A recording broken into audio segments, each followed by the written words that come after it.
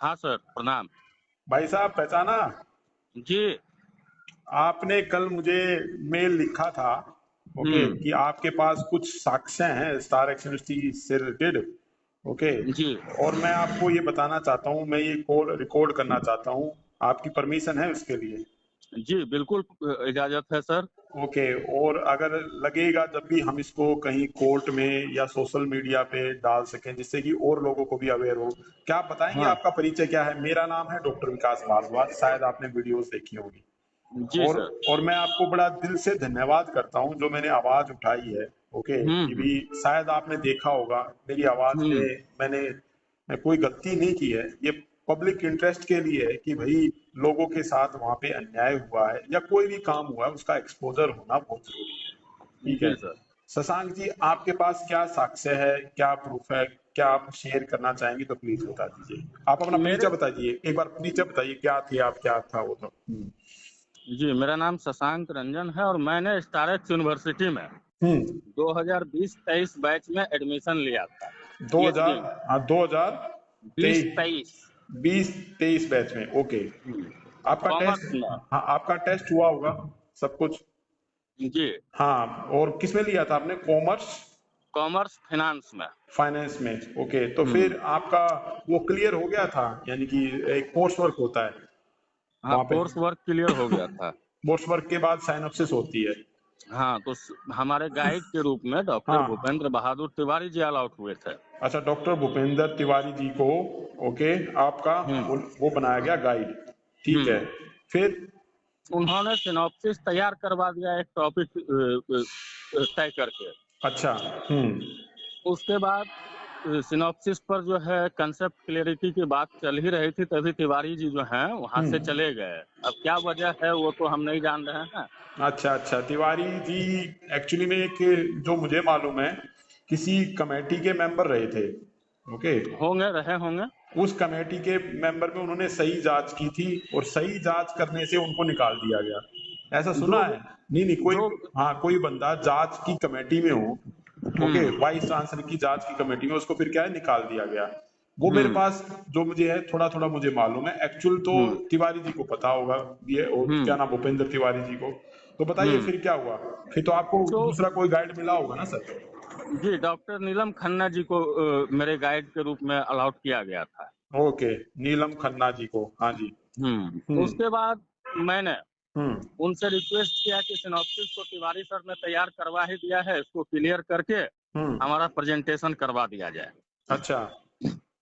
तो उन्होंने सिनॉप्सिस को देखा और उसके बाद फॉर्मेट दे दिया एक, कि इसे इस फॉर्मेट में बना कर ले आओ। ओके। हम्म। हम जो है उस फॉर्मेट में लेकर गए और उन्हें दिखाए कि आपने जैसा कहा हमने वैसा कर दिया, अब आगे बढ़ा दिया जाए। हम्म। इसके बाद नहीं, तुम वैसा नहीं करके लाए हो जैसा हमने बताया। हम्म। उन्होंने फिर से दूसरा फॉर्मेट दे दिया। इस तरह से करके उन्होंने 4 महीने का समय व्यतीत कर दिया। अच्छा। हम्म। उसके बाद मैंने हम्म। उनसे रिक्वेस्ट किया कि मैडम, अब आप जो है हम्म। यह जो है अपने हाथ से एक फॉर्मेट दे दीजिए, क्योंकि हम बार बार आते हैं और हम्म। आप यही कहते हैं कि हम करके ही नहीं आते हैं। हम्म। इसलिए आप अपने हाथ का लिखा हुआ एक फॉर्मेट दे दीजिए ताकि अगली बार आपको शिकायत का मौका ना मिले। हम्म। उसके बाद उन्होंने क्या किया, लिख कर तो दिया, उसमें जो है मैथडोलॉजी की स्पेलिंग उन्होंने गलत लिखा है, जो कि आज भी मेरे पास है। मैं आपसे शेयर करूंगा ईमेल पे। Okay sir. हम्म।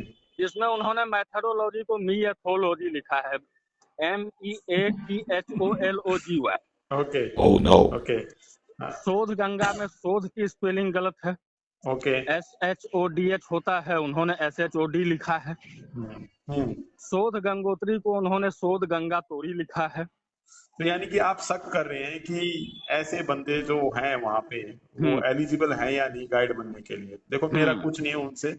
ओके, हम्म। आपका स्टेटमेंट है ये। ओके। तो हम्म। वहां पे जो आपको अब नया गाइड मिला है, आप उसी के ऊपर शक कर रहे हैं कि वो एलिजिबल नहीं है। हाँ, उसके बाद मेरे हम्म। बार बार प्रयास करने के बाद जब यह जो उन्होंने लिखित में दिया, जब मैंने हम्म। उस तरह उसी फॉर्मेट में लेकर सिनॉप्सिस को गया उसके बाद, हम्म। तो उन्होंने फिर जो है वही राग अलाप दिया कि तुम तो कुछ करके ही नहीं लाए हो, मैं बताती हूँ तुम करके ही नहीं लाते हो। तो हम्म। मैंने उनको दिखा दिया कि देखिए अब तो आपके अनुसार है, आपके ही हाथ का लिखा हुआ है, मैंने ऐसे ही बनाया है। हम्म। जिसके बाद वो निरुत्तर हो गए। उसके बाद जो है उन्होंने क्या किया, तिवारी सर के बनवाए हुए कंटेंट्स को कटवाना शुरू किया। पहले तो उन्होंने ये कह दिया कि सिनॉप्सिस में एब्स्ट्रैक्ट का होना जरूरी नहीं है। मैंने कहा चलो भाई गाइड जैसे कहते हैं कर दो, हमने एब्स्ट्रैक्ट हटा दिया। उसके बाद वे कहती हैं कि सिनॉप्सिस में हाइपोथेसिस का होना जरूरी नहीं है। सिनॉप्सिस में हाइपोथेसिस नहीं होनी चाहिए, ये कहाँ से हो गया? अच्छा फिर? हाँ। उसके बाद फिर उन्होंने अगली मुलाकात में कह दिया क्वेश्चनर बना के लाओ। उसके बाद मैंने क्वेश्चनर कैसे बनता है तो उन्होंने कहा नहीं बना कर लाओ तब बात करूंगी।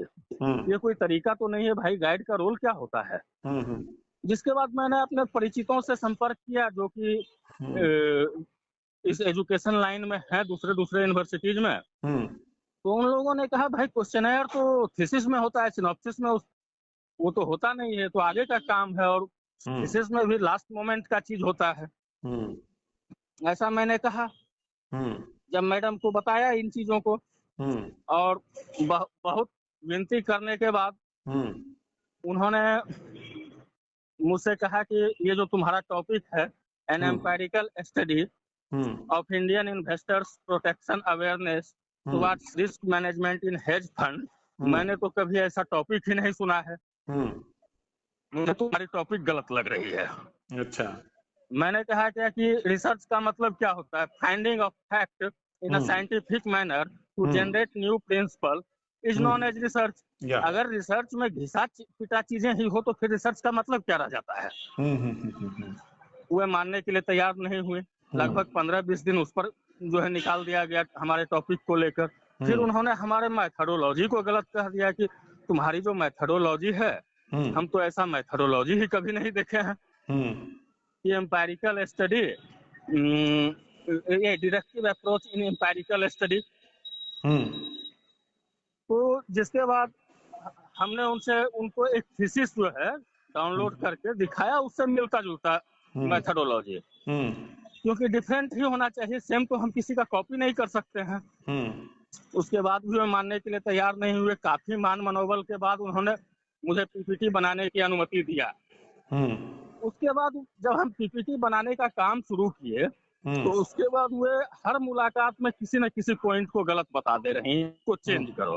हम बार बार रिक्वेस्ट कर रहे हैं कि अगर चेंज करना है, गलत है तो आप बता दीजिए क्या सही होगा, आप गाइड हैं, सिर्फ चेंज करो कहने से तो नहीं होता है ना।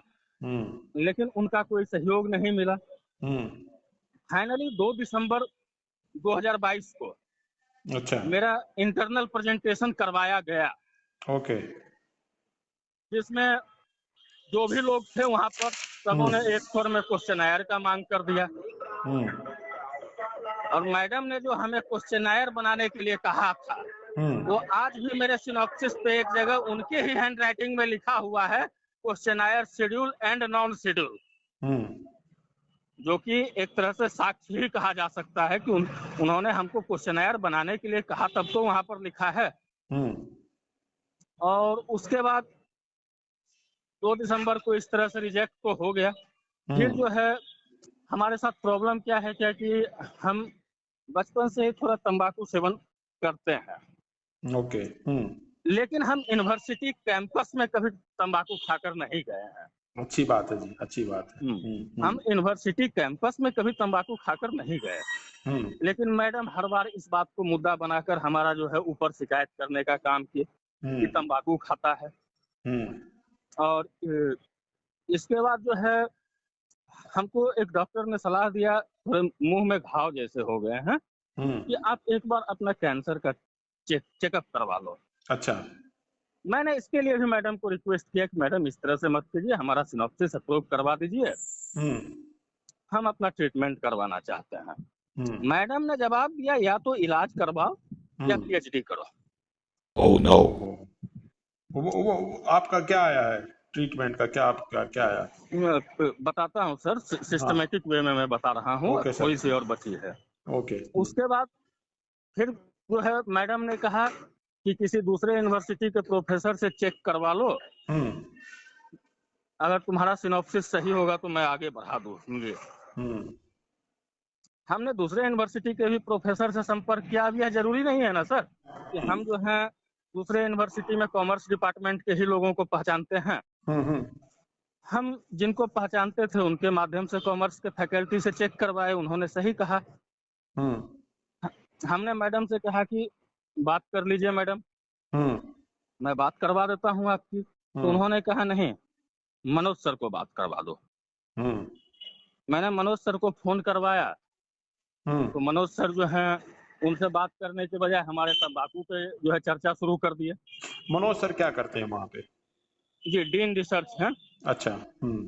उन्होंने हमारे तंबाकू पे चर्चा करके बात को भटका दिया और काफी मान मनोबल के बाद, जबकि हमारा 5 दिसंबर को जो है सीएमसी वेलोर जाने का प्रोग्राम था, जिससे मैंने डॉक्टर नीलम खन्ना जी को अवगत भी करवाया था। अपॉइंटमेंट की एसएमएस आज भी हमारे मोबाइल में है, जिसे मैंने प्रेजेंटेशन को लेकर कैंसिल किया था। चलो प्रेजेंटेशन एक बार हो जाए तब मैं जांच करवाऊंगा। उसके बाद भी जब मैडम के तरफ से यह के जवाबों से हमको ऐसा अनुभव हुआ कि मैडम हमारे साथ गलत कर रही हैं, तो मैंने एक प्रधानमंत्री जी के नाम से संबोधित पत्र लिखकर अपने साथियों के साथ साझा किया था कि अब कंप्लेन किया जाएगा। आपने वहाँ पे कोई वाइस चांसलर होगा, उनको शिकायत नहीं की? उनको नहीं, हमने dean research doctor Manoj sir को रिक्वेस्ट किया था कि जो है क्या आपके पास कोई शिकायत की कॉपी है आपके पास? हमने मेल किया था, मेल में आज भी जो है वो सेंट में है ना, उसकी फोटो हमें व्हाट्सएप करके भेज सकते हो ना आप? जी मैं बिल्कुल भेज सकता हूँ, क्योंकि वो लगाएंगे, ठीक है, इसमें एडिट करके। और बताइए जी। हाँ जी। तो उसके बाद वो भी नहीं हो पाया, मैं वेलोर भी नहीं जा पाया। और जब मैं मिला 2 दिसंबर के प्रेजेंटेशन के बाद मैडम से, तो मैडम ने कहा तुम्हारा पूरा सिनॉप्सिस ही गलत है, फिर से बनाओ या फिर टॉपिक चेंज करो। हमारी तो समझ में आ गई कि हमारे साथ जो है गलत हो रहा है। मैंने अपने सिनॉप्सिस के पीडीएफ को व्हाट्सएप पर मैडम को शेयर करते हुए, उसे हाईलाइट करते हुए मैंने मैडम के कहे हुए बातों को लिख दिया कि दीदी आपने जैसा कहा कि मेरा पूरा सिनॉप्सिस ही गलत है, आपने कहा कि फिर से बनाओ या टॉपिक चेंज करो, आप किस टॉपिक पे कहती हैं बनाने के लिए? तो उन्होंने कहा एचआरएम या मार्केटिंग। वो उनका जवाब रिप्लाई में आज भी हमारे व्हाट्सएप में है। मैं स्क्रीनशॉट आपसे शेयर करूंगा। उसके बाद फिर मैंने 24 जनवरी को सीएमसी वेलोर जाने का मन बनाया। अपॉइंटमेंट तो नहीं लिया था लेकिन टिकट बना लिया था और मैडम को अवगत करा दिया क्या कि हमारा 24 जनवरी से पहले करवा दिया जाए अब। लेकिन फिर भी हमारा जो है प्रेजेंटेशन के लिए दूसरा डेट 27 जनवरी तय किया गया। अब जो है हमने फिर से अपना अपॉइंटमेंट कैंसिल करवाया, लेकिन हुआ जो प्रधानमंत्री जी को पत्र लिखने की बात चल रही थी, जो मैंने अपने साथियों में साझा किया था मैडम की हरकतों का वर्णन करते हुए, और उसमें मैंने लिखा था कि विश्वविद्यालय के विरुद्ध जांच किया जाए और हमको जो है इस तरह से जो मानसिक प्रताड़ना मिली है, इसके एवज में हमको 5 करोड़ रुपया का क्षतिपूर्ति दिलवाया जाए और यूनिवर्सिटी की मान्यता रद्द किया जाए। इस बात की चर्चा थी उसमें। वो चिट्ठी मिल जाएगी, उसकी फोटो? मैंने प्रधानमंत्री जी को तो नहीं भेजा है, लेकिन मेरे व्हाट्सएप में है, वो मैं आपसे साझा कर सकता हूँ। नहीं, आपने प्रधानमंत्री को भेजी थी या नहीं भेजी? नहीं भेजा था, सिर्फ अपने साथियों के बीच चर्चा ही चल रही थी कि भेजना है। अच्छा। क्यों? हाँ, फिर क्यों भेजा, क्यों नहीं? नहीं, भेजने की विचार चल रही है, उसको तैयार किया जा रहा है। मैं अभी इलाजरत। अच्छा, आप अपना इलाज करवा रहे हैं। अच्छा। तो 27 जनवरी के जो प्रेजेंटेशन हुए उसमें फिनांस के, हमारी जानकारी के मुताबिक फिनांस के कोई नहीं थे। अच्छा, कोई नहीं था, कोई भी बंदा नहीं आपकी कमेटी में? अच्छा। नहीं, हमारी जानकारी के मुताबिक फिनांस के कोई नहीं थे। और हमारा प्रेजेंटेशन पहले लिया गया। हमसे जो संभव हुआ सर, जब गाइड नहीं हो रहा है प्रॉपरली तो स्वाभाविक है क्या कि जो है गलतियां होंगी, नॉलेज कम रहेगा, हमको जो आएगा हम वही ना जवाब देंगे। वो तो है ही सर। देखो, आप तो देखो स्टूडेंट हैं, मैं तो कहूँगा देखो रिसर्च एक प्रोसेस होता है सीखने का, ऐसा थोड़ी कि आपको आ ही जाएगा, और वहाँ पे गाइड का बड़ा मेन रोल होता है। तो उसके बाद जब प्रेजेंटेशन खत्म हुआ तो हमारे एचओडी डॉक्टर आशीष कुमार जी और डॉक्टर मनोज कुमार सर जो हैं रिसर्च सेल के डीन, उन्होंने हमसे कहा कि तुम्हें अभी वीसी चैम्बर चलना है। अच्छा। हम वीसी चैम्बर चले जाने के लिए तैयार हुए। रास्ते में इन दोनों ने हमसे पूछा कि सुनने में आ रहा है तुम यूनिवर्सिटी पे 5 करोड़ के क्लेम करने का मन बना रहे हो। हम कहे सर वो तो ऐसे जो है, हमने बात को टालना चाहा, यार ऐसे लिखे हुए हैं, क्यों उस पर जो है चर्चा कर रहे हैं। उन्होंने कहा वो तुम क्यों लिखा। हम फिर टालने की कोशिश करते हुए बोल दिए कि भाई हमने प्रेशर बनाने के लिए लिखा। उसके बाद मनोज सर ने कहा तुम करके देख लो, ऐसा उन्होंने कहा। अच्छा। उसके बाद वीसी सर के चैम्बर के पास ले जाकर हमें बाहर खड़े रहने के लिए कहा गया। अच्छा, वीसी कौन? डॉक्टर अशोक दिवाकर सर वहां पे बैठे हुए थे वीसी चैम्बर में। वीसी तो है नहीं, वो प्रो वाइस चांसलर हैं। जो भी हो, लेकिन वीसी चैम्बर, लेकिन ये सच्चाई भी तो है ना सर। मैंने आपने मेरी वीडियोस देखी होंगी, हम उसमें और हर जगह प्रो वाइस चांसलर है, वीसी तो है ही नहीं कोई वहां पे। जो भी हो सर, हमने हाँ, वीसी चैम्बर में प्रवेश किया। ठीक है, हम वीसी चैम्बर के बाहर खड़े थे। अंदर मनोज सर और आशीष सर गए। पहले वे वीसी सर से क्या बात किए नहीं किए हमको नहीं मालूम है। उसके बाद हमको अंदर बुलाया गया। जैसे अंदर गए, मनोज सर और आशीष सर ने एक स्वर में कहा कि देखिए सर, ये लड़का का अभी अभी प्रेजेंटेशन लेके आ रहे हैं, नॉलेज बिल्कुल भी जीरो है और इस तरह की बातें कर रहा है।